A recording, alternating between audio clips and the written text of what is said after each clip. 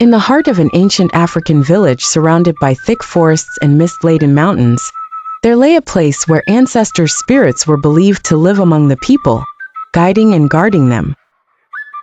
The village was filled with vibrant customs and sacred rituals to honor these spirits, and the people believed in the delicate balance between the earthly and spiritual realms. Idara was a beautiful young woman, known for her gentle nature and selflessness. Her laugh echoed like a delicate breeze, and her presence was like the sun after rain. The villagers cherished her, admiring her kindness and warmth. Yet behind her radiance was a secret sorrow, the relentless ambitions of her mother Anike. Anike was a woman hardened by her own losses and unfulfilled desires. Obsessed with wealth and power, she saw her daughter's beauty as a tool, something to be used to advance her own standing.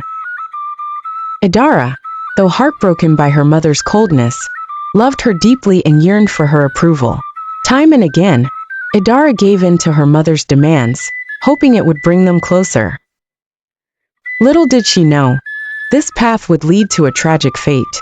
Anike's hunger for influence drove her to the village elders, men who held power and sway. These elders were known to make deals with those desperate enough to pay a steep price, and Anike was all too eager. She offered Idara's grace and charm, hoping the elders would grant her more wealth and a higher status among the people. Idara, despite her own reservations, complied with her mother's wishes. She visited the elders regularly, serving them meals, singing to them, and filling their hearts with warmth. Yet each visit drained her spirit, casting a shadow over her once bright soul.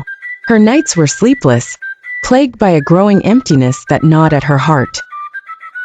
Despite her quiet suffering, Idara held on to hope that her sacrifices would one day win her mother's love. But Anike's heart only grew colder, fixated on her own gains, blind to the toll her greed was taking on her daughter.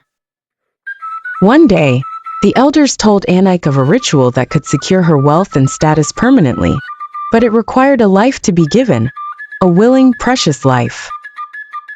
Without hesitation, Anike turned to Idara, her heart hardened to the cruelty of her demand. She presented it as the final step, one that would raise their family forever above the rest. Idara's heart wavered. She knew that agreeing would mean the end of her life, but deep inside, she longed to see her mother fulfilled. After a night of soul-searching, she consented, convincing herself that her mother's happiness would finally be worth it.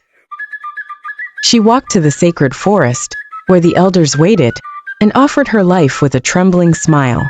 As the ritual began, the spirits stirred, and Idara felt her life slipping away.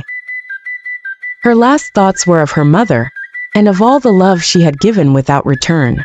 She fell silent, her spirit leaving her body in sorrow, bound forever to the earthly realm.